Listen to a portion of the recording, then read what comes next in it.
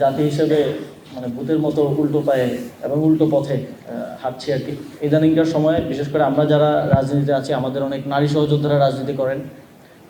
একটা বড় চ্যালেঞ্জ আমরা ফেস করি যে সোশ্যাল মিডিয়া সহ যেই ডিজিটাল স্পেসে তাদের হ্যারাসমেন্ট, এটা অনেক বড় একটা চ্যালেঞ্জ। শুধু আমাদের নারী সহকর্মীরা না, আমাদের পরিবারের নারী সদস্যরাও এটার মানে শিকার হন, খুব বাজেভাবে শিকার হন।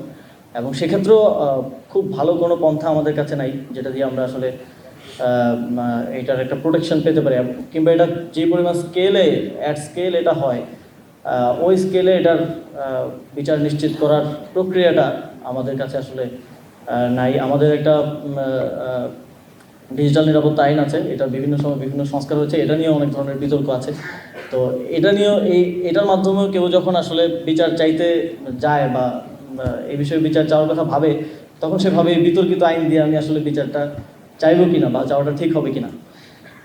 এবং আমরা এই 5ই আগস্টের পর আমাদের রাষ্ট্রের কাঠামোগত সংস্কারের আকাঙ্ক্ষার পাওয়ারটা অনেক উপরে থাকলেও আমরা সেখানে পৌঁছাতে না পারলেও কিছু ক্ষেত্রে অগ্রগতি হয়েছিল, কিছু ক্ষেত্রে আমরা হাঁটি পা করে সামনের দিকে যাওয়ার চেষ্টা করছিলাম।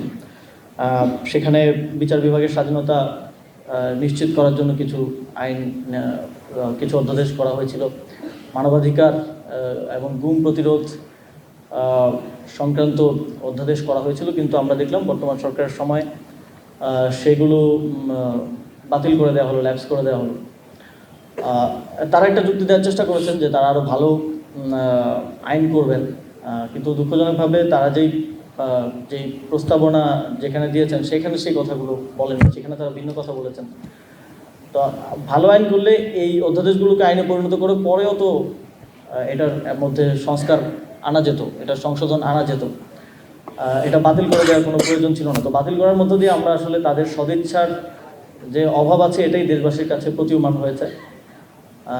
এবং তারা যখন আবার নতুন আইন করার কথা বলে, সেটা অনেকটা দায়সারা টোনে বলেই আমাদের মধ্যে এই আস্থার সংকটটা তৈরি হয়েছে।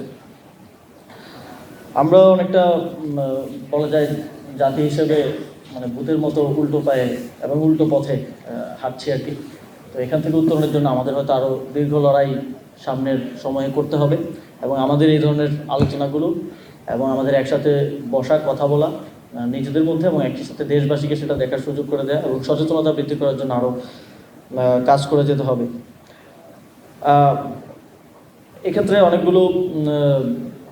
অনেক ক্ষেত্রেই যেহেতু আমি অন্তর্বর্তীকালীন সরকারে ছিলাম এবং জাতীয় নাগরিক পার্টিকেও অনেকে সরকারের মানে কাছের বলে মনে করতো, ফলে আঙুল আমাদের দিকে আসে ওই সময়কার বিভিন্ন বিষয়ে। তো আমার মনে হয় যে এই কাজগুলো করার ক্ষেত্রে, যেটা আমি প্রথমে বললাম যে অন্তর্বর্তীকালীন সরকারের একটা বড় অংশেরই সদিচ্ছা ছিল, কিন্তু ওই রকম পলিটিক্যাল সক্ষমতার অভাব ছিল, এটা আজকের দিনে দাঁড়িয়ে স্বীকার করতেই হয়।